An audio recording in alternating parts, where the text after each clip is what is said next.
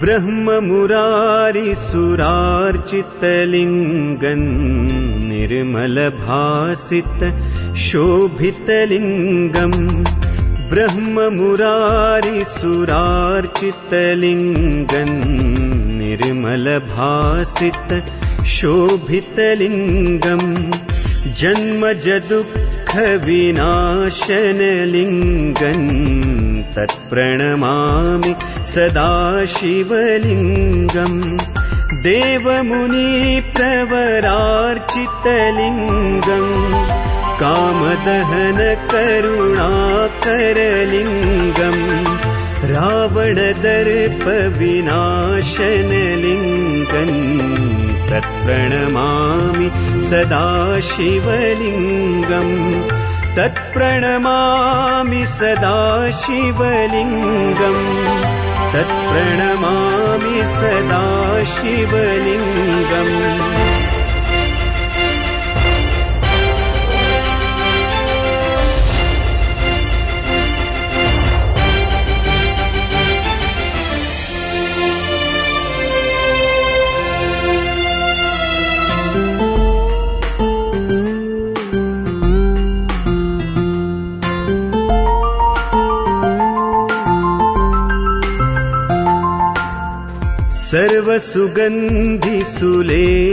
सर्वसुगन्धिसुलेपितलिङ्गम् बुद्धिविवर्धन कारणलिङ्गम् सिद्धसुरासुरवन्दितलिङ्गम् तत्प्रणमामि सदा शिवलिङ्गम् कनकमहामणिभूषितलिङ्गम् फणिपतिवेष्टितशोभितलिङ्गम् दक्षसुयज्ञविनाशनलिङ्गम् तत्प्रणमामि सदा शिवलिङ्गम् तत्प्रणमामि सदा शिवलिङ्गम् तत्प्रणमामि सदा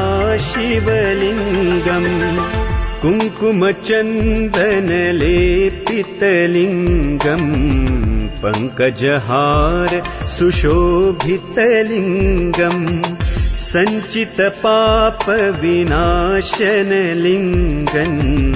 तत्प्रणमामि सदा शिवलिङ्गम् देवगणार्चितसेवितलिङ्गम् भाविर्भक्तिभिरेव च लिङ्गम् दिनकरकोटिप्रभाकरलिङ्गम् तत्प्रणमामि सदा शिवलिङ्गम्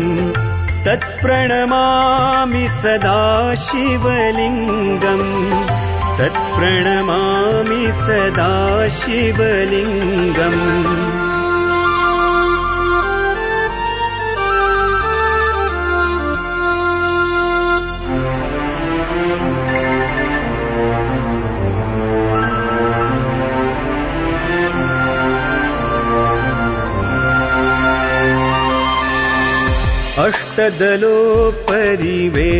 अष्टदलोपरिवेष्टितलिङ्गम् सर्वसमुद्भव कारणलिङ्गम् अष्टदरिद्रविनाशनलिङ्गम्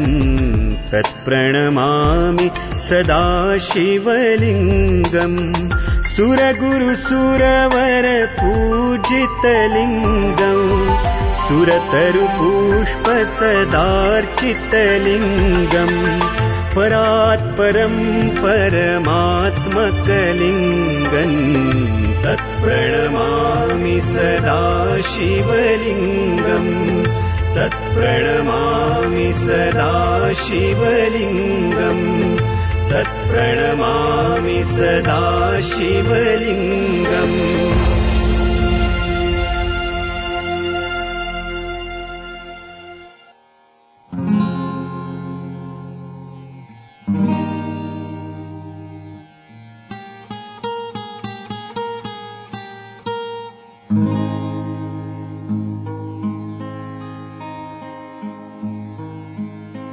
रत्नैः कल्पितमासनं हिमजलैः स्नानं च दिव्याम्बरम् नानारत्नविभूषितम्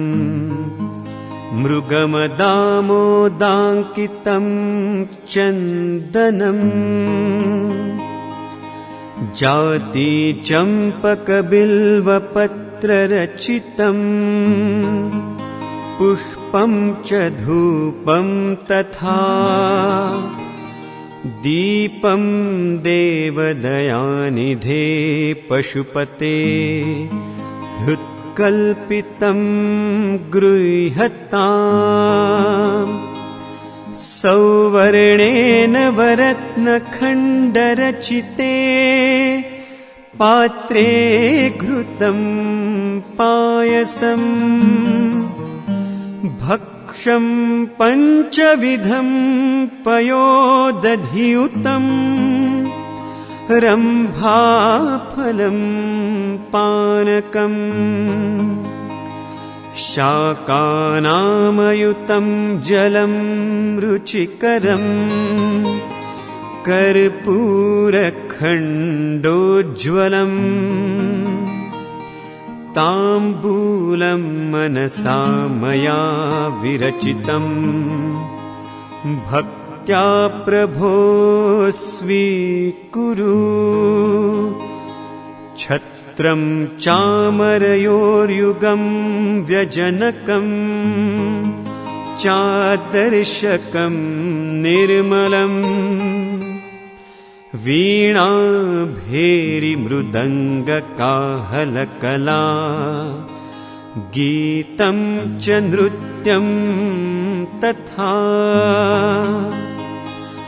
साष्टाङ्गप्रणतिः स्तुतिर्बहुविधा ह्येतत्समस्तं मया संकल्पेन समर्पितं तव विभो पूजां गृहाण प्रभो।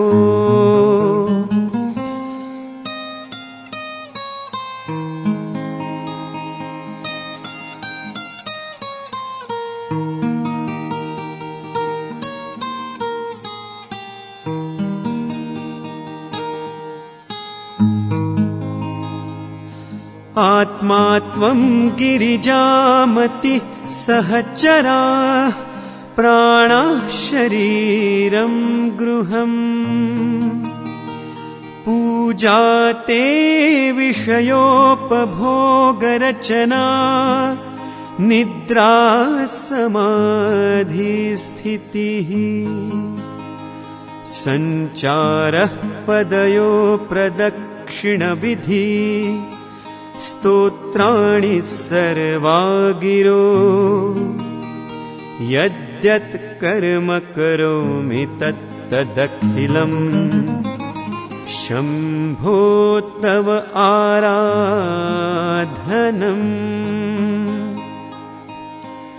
करचरणकृतं वा कायजं कर्मजं वा श्रवणनयनजं वा मानसं वा अपराधम् विहितमविहितं वा सर्वमेतत् क्षमस्व जय जय करुणाब्धे श्रीमहादेव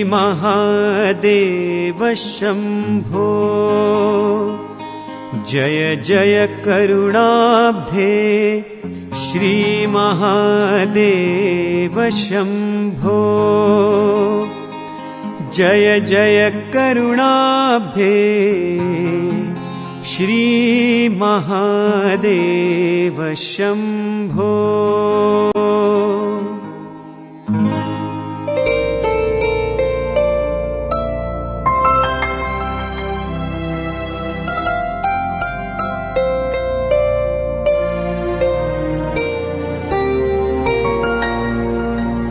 महिम्नः पारन्ते परमविदुषो यद्य सदृशी स्तुतिर्ब्रह्मादीनामपि तदवसन्नास्त्वयि गिरः अथा वाच्यः सर्वस्वमतिपरिणामावधिगृह्णन् ममाप्येष स्तोत्रे हरनिरपवादः परिकरः अतीतः पन्थानन्तव च महिमा वाङ्मनसयो रतद्व्यावृत्यायञ्चकितमभिधत्ते श्रुतिरपि स कस्य स्तोतव्यः कतिविधगुणः कस्य विषयः पदे त्वर्वाचीने पतति न मनः कस्य न वचः मधुस्फीता वाचः परमममृतम् निर्मितवत् तव ब्रह्मन् किं वागपि सुरगुरोर्विस्मयपदम् मम त्वेतां वाणीं गुणकथनपुण्येन भवतः पुनामीत्यर्थेऽस्मिन् पुरमथन बुद्धिर्व्यवसिता तवैश्वर्यं यत्तज्जगदुदय रक्षा प्रलयकृत् त्रयी वस्तु व्यस्तन्ति सृषु गुणभिन्नासु तनुषु अभव्यानामस्मिन् वरदरमणीयामरमणिम् विहन्तुं व्याक्रोशिं विदधतैहैके जडधियः किमीह किङ्कायः स खलु किमुपायस्त्रिभुवनम् किमाधारो धाता सृजति किमुपादान इति च अतर्क्यैश्वर्ये त्वय्यनवसरदुःस्थो हतधियः कुतर्कोऽयं कांश्चिन्मुखरयति मोहाय जगतः अजन्मानो लोकाः किमवयववन्तोऽपि जगताम् अधिष्ठातारं किं भवविधिरनादृत्य भवति अनीशो वा कुर्याद्भुवनजनने कः परिकरो यतो मन्दास्त्वां प्रत्यमरवरसंशेरतैमे त्रयी साङ्ख्यं योगः पशुपतिमतं वैष्णवमिति प्रभिन्ने प्रस्थाने परमिदमदः पथ्यमिति च रुचीनां वैचित्र्यादृजुकुटिलनानापथजुषान् नृणामेको गम्यस्त्वमसि पयसामर्णवैव महोक्षखट्वाङ्गं परशुरजिनं भस्मफणिनः कपालं चेत्ति यत्तव वरदतन्त्रोपकरणम् सुरास्तान्तां वृद्धिं ददति तु भवद्भ्रूप्रणिहितान् न हि स्वात्मा रामौ विषयमृगतृष्णा भ्रमयति ध्रुवं कश्चित् सर्वं सकलमपरस्त्वध्रुवमिदम् परो ध्रव्याध्रव्ये जगति गदति व्यस्तविषये समस्तेऽप्येतस्मिन् पुरमथनतैर्विस्मितैव स्तुवन् जिह्रेमि त्वान्न खलु ननु दृष्टा मुखरता तवैश्वर्यं यत्नाद्यदुपरि विरिञ्चिर्हरिरधः परिच्छेतुं यात्तावनलमनलस्कन्धवपुषः ततो भक्तिश्रद्धा भरगुरुगृणद्भ्यां गिरिशयत् स्वयन्तस्थेताभ्यां तव किमनुवृत्तिर्न फलति अयत्नादापाद्य त्रिभुवनमवैरव्यतिकरन् दशास्यो यद्बाहूनभृतरणकण्डूपरवशान् शिरः पद्मश्रेणीरचितचरणाम्भोरुहबले स्थिरायास्त्वद्भक्ते स्त्रिपुरहरविस्फूर्जितमिदम् अमुष्टत्वत्सेवा समधिगतसारं भुजवनम् पलात् कैलासेऽपि त्वदधिवसतौ विक्रमयतः अलभ्या पातालेऽप्यलसचलिताङ्गुष्ठशिरसि प्रतिष्ठा त्वय्यासि ध्रुवमुपचितो मुह्यति खलः यदृद्धिं सुत्राम्नो वरद परमोच्चैरपि सतीम् अधश्चक्रे बाणः परिजनविधेयस्त्रिभुवनः न तच्चित्रं तस्मिन् वरिवसि तरि त्वच्चरणयोर्न कस्याप्युन्नत्यै भवति शिरसस्त्वय्यवनतिः अकाण्ड ब्रह्माण्ड क्षय चकित देवासुरकृपा विधेयस्यासीद्यस्त्रिनयन विशं संवृतवतः सकल्माषः कण्ठे तव न कुरुते न श्रियमहो विकारोऽपि श्लाघ्यो भुवन भयभङ्गौ व्यसनिनः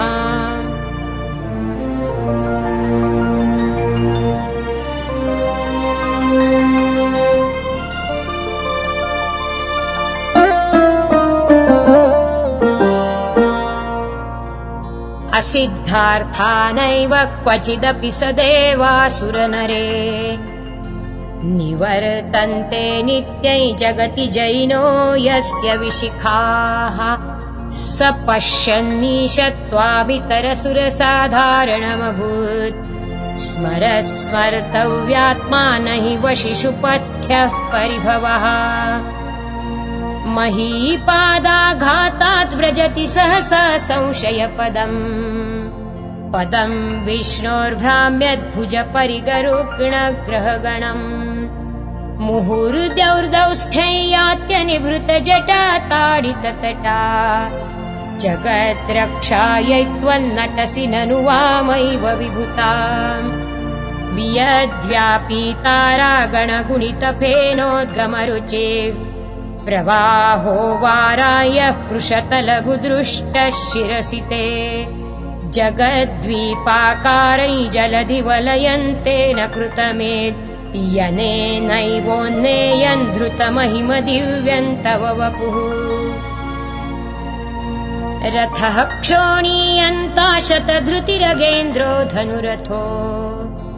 रथाङ्गे चन्द्रार्कौ रथचरणपाणिश्शर इति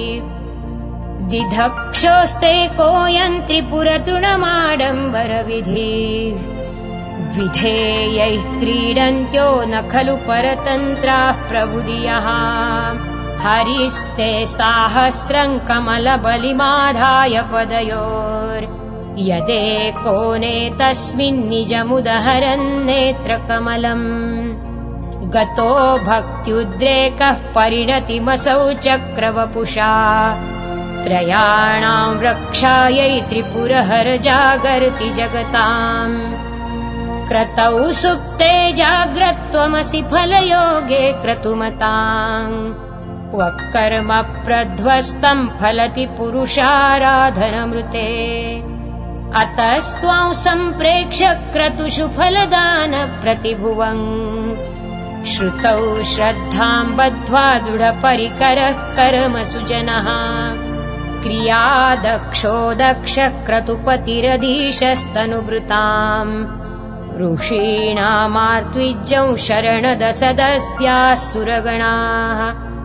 क्रतुभ्रेशस्त्वत्तः क्रतुफलविधानौ व्यसनिनो ध्रुवं कर्तुः श्रद्धा विधुरमभिचाराय हि मखाः प्रजानाथन्नाथ प्रसभमविकं स्वान्दुहितरम् गतं रोहिद्भूतांरिरमैषु मृष्यस्य वपुषा धनुष्पाणेर्यातं दिवमपि सपत्राकृतममुन् रसन्तन्तेऽद्यापि त्यजति न मृगौ व्याधरभसः स्वलावण्या शंसा धृतधनुषमहन्नाय तृणवत् पुरः प्लुष्टं दृष्ट्वा पुरमथन पुष्पायुधमपि यदि स्त्रैणं देवी यमनिरतदेहार्धघटनात् अवैति त्वामद्धापत वरदमुग्धा युवतयः श्मशानेष्वा क्रीडा स्मरहरपिशाचा सहचराः चिता भस्मालेपस्रगपि नृकरोटि परिकरः अमङ्गल्यं शीलं तव भवतु नामैवमखिलन् तथापि स्मर्तॄणां वरद परमं मङ्गलमसि मनः प्रत्यक्चित्ते सविधमवधायात्तमरुतः प्ररुष्यद्रोमाणः प्रमदसलिलोत्सङ्गितदृशः यदा लोक्यालादौ हृदैव निमज्जामृतमये दधत्यन्तस्तत्त्वं किमपि यमिनस्तत् किल भवान् त्वमर्कस्त्वं सोमस्त्वमसि पवनस्त्वं हुतवः त्वमापस्त्वं व्योमत्वमुधरणिरात्मा त्वमिति च परिच्छिन्नामेवं त्वयि परिणता बिभ्रतु गिरन् न विद्मस्तत्तत्त्वं वयमिह तु यत्त्वं न भवसि त्रयीन्तिस्रो वृत्तिस्त्रिभुवनमथो त्रीनपि सुरान् अकाराद्यैर्वर्णैस्त्रिभिरभिदधत्तीर्न विकृति तुरीयन्ते धामध्वनिभिरवरुन्धानमणुभिः तमस्तं व्यस्तं त्वां शरणदगृणात्योमिति पदम् भवः शर्वो रुद्रः पशुपतिरथोग्रः महान् तथा भीमेशानाविति यदभिधानाष्टकमिदम् अमुष्मिन् प्रत्येकं प्रविचरति देवश्रुतिरपि प्रियायास्मै धाम्ने प्रणिहित नमस्योऽस्मि भवते नमो नेदिष्ठाय प्रियदवदविष्ठाय च नमो नमः क्षोधिष्ठाय स्मरहरमहिष्ठाय च नमः नमो वर्षिष्ठाय त्रिनयनयविष्ठाय च नमो नमः सर्वस्मै ते तदिदमिति शर्वाय च नमः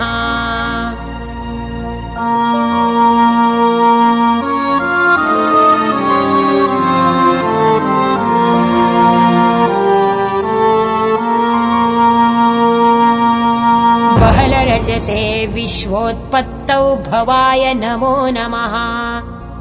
प्रबलतमसे तत्संहारे हराय नमो नमः जनसुखकृते सत्त्वोद्रिक्तौ मृडाय नमो नमः प्रमहसि पदे निस्त्रैगुण्ये शिवाय नमो नमः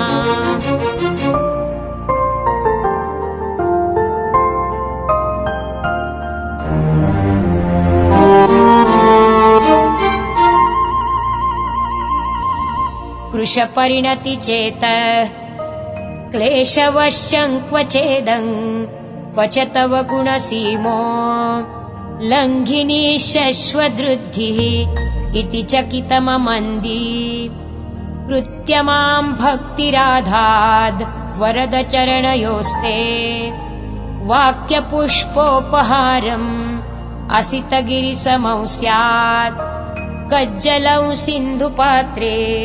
सुरतरुवरशाखा लेखनी पत्रमुर्वी लिखति यदि गृहीत्वा शारदा सर्वकालन् तदपि तव गुणानां मीशपारन्न याति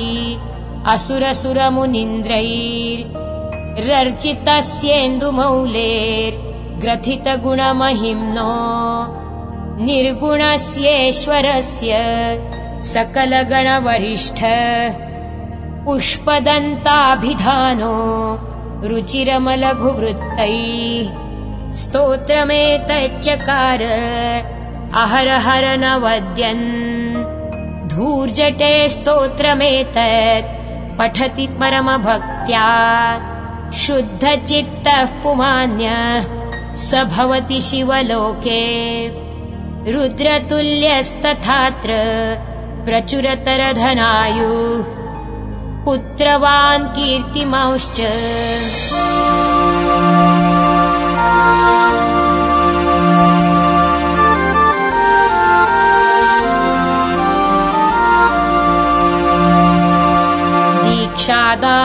दीक्षादानन्तपस्तीर्थं ज्ञानं यागादिकाः क्रियाः महिम्नस्तव पाठस्य कलान्नार्हन्ति षोडशीम् आसमाप्तमिदं स्तोत्रं पुण्यं गन्धर्वभाषितम् अनौपम्यं मनोहारि शिवमीश्वरवर्णनम् महेशान्नापरो देवो महिम्नो नापरा स्तुतिः अघोरान्नापरो मन्त्रो नास्ति तत्त्वं गुरोः परम् कुसुमदशननामा सर्वगन्धर्वराजः शिशुशशिधरमौलेर्देवदेवस्य दासः स खलु निजमहिम्नो भ्रष्ट एवास्य रोषात् स्तवनमिदमकार्षीत् दिव्यदिव्यं महिम्नः सुरवरमुनिपूज्यं स्वर्गमोक्षैकहेतुं पठति यदि मनुष्य प्राञ्जलिर्नान्यचेताः व्रजति शिवसमीपम् किन्नरैस्तूयमानः स्तवनमिदममोघम् पुष्पदन्तप्रणीतम् श्रीपुष्पदन्तमुखपङ्कजनिर्गतेन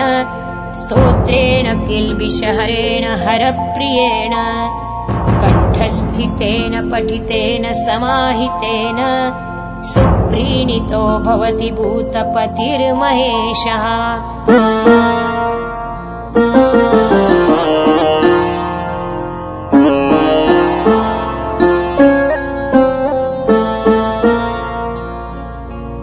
इत्येषा वाङ्मयी पूजा श्रीमच्छङ्करपादयोः अर्पिता तेन देवेश प्रीयतां मे सदाशिवः। यदक्षरं पदं भ्रष्टं मात्राहीनं च यद्भवेत् तत्सर्वं क्षम्यतां देव प्रसीद परमेश्वर। हरि ओं पूर्णमदः पूर्णमिदं पूर्णात् पूर्णमुदच्यते पूर्णस्य पूर्णमादाय पूर्णमेवावशिष्यते। ॐ शान्ति शान्ति शान्तिः।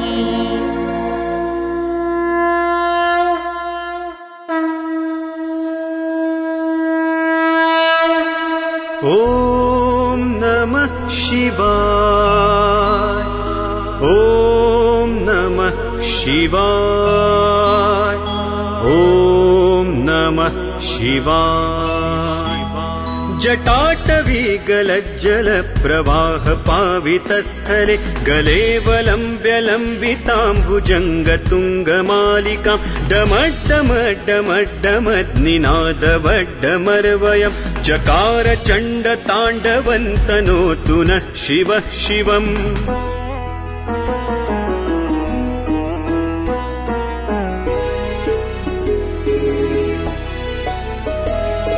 जटाकटाह सम्भ्रम भ्रमन्निलिम्प निर्झरि विलोलवीचिवल्लरी विराजमान मूर्धनि धगद्धगद्धगज्ज्वलल्ललाटपट्टपावके किशोर चन्द्रशेखरे रतिः प्रतिक्षणं मम धराधरेन्द्र नन्दिनी विलास बन्धु बन्धुर स्फुरद्दिगन्त सन्तति प्रमोदमान मानसे कृपाकटाक्ष धोरणी निरुद्ध दुर्धरापदि क्वचिद्दिगम्बरे मनो विनोद मे तु वस्तुनि।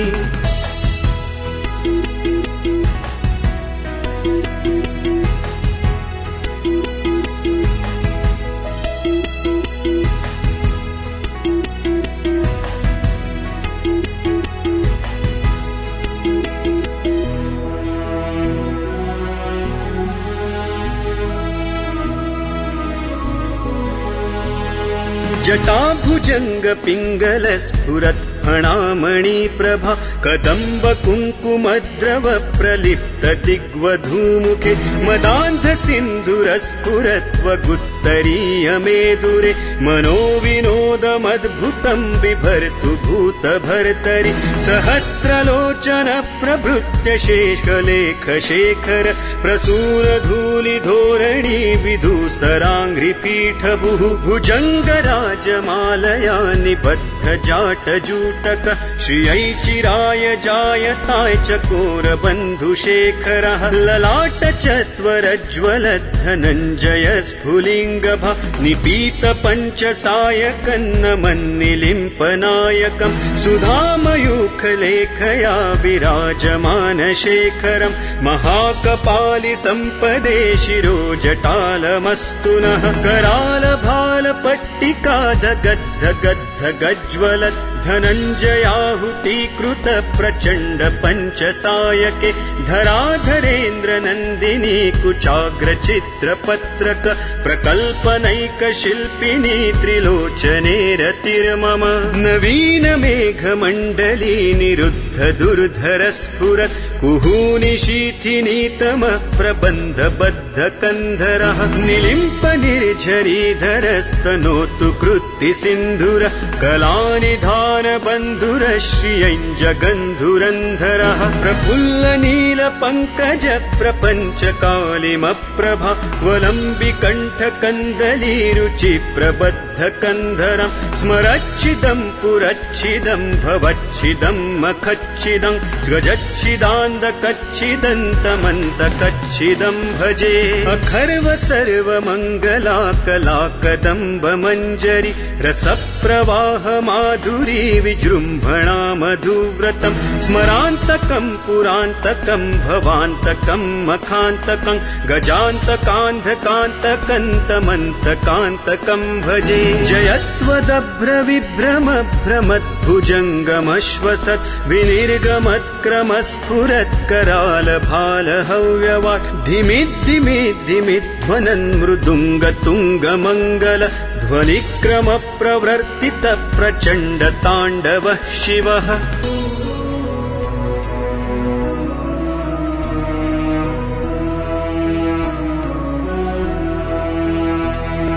दृशद्विचित्रतल्पयोर्भुजङ्गमौक्तिकस्त्रजो गरिष्ठरत्नलोष्ठयो सुहृद्विपक्षपक्षयोः तृणारविन्दचक्षुषो प्रजामही महेन्द्रयो समप्रवृत्तिकः तदा सदा शिवं भजाम्यहं कदा निलिम्प निर्झरी निकुञ्जकोटरे वसन् विमुक्तदुर्मतिः सदा शिरस्थमञ्जलिं वहन् विलोललोललोचनो ललाम भाललग्नकः शिवेति मन्त्रमुच्चरन् कदा सुखी भवाम्यहम्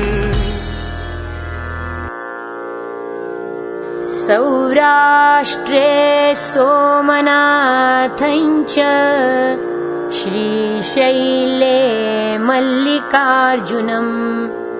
उज्जयिन्यां महाकालम् ओंकारम् अमलेश्वरम् परल्यां वैजनाथञ्च डाकिन्यां भीमशङ्करम् सेतुबन्धे तु रामेशन् नागेशन् दारुकावने वाराणस्यां तु विश्वेशन् त्र्यम्बकं गौतमीतटे हिमालये तु केदारं गृष्णेशं शिवालये एतानि ज्योतिर्लिङ्गानि सायं प्रातः पठेन्नरः सप्तजन्म कृतं पापं स्मरणेन विनश्यति।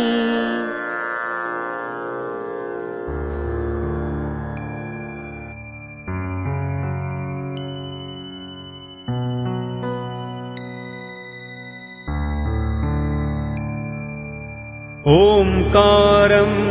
बिन्दुसंयुक्तं नित्यं ध्यायन्ति योगिनः कामदं मोक्षदै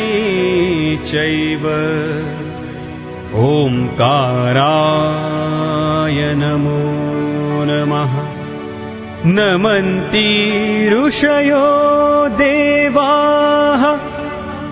नमन्त्यप्सरसाङ्गणाः नराः नमन्ति देवेशं नकाराय नमो नमः। महादेवं महात्मानं महाध्यानपरायणं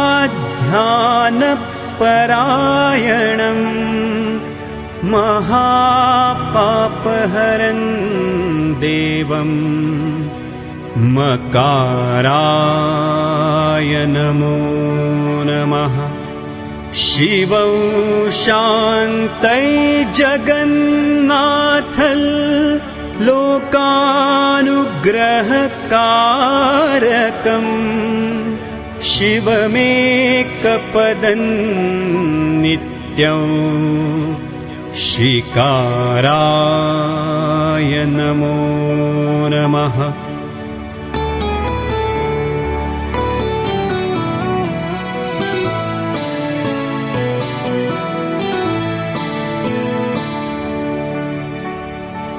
वाहनौ वृषभो यस्य वासुकी कण्ठभूषणम् वामे शक्तिधरं देवं वकाराय नमो नमः। यत्र यत्र स्थितो देवः सर्वव्यापी महेश्वरः यो गुरुः सर्वदेवानां यकाराय नमो नमः। नमः शिवाय नमो नमः। नमः शिवाय नमो नमः। नमः शिवाय नमो नमः। नमः शिवाय नमो नमः।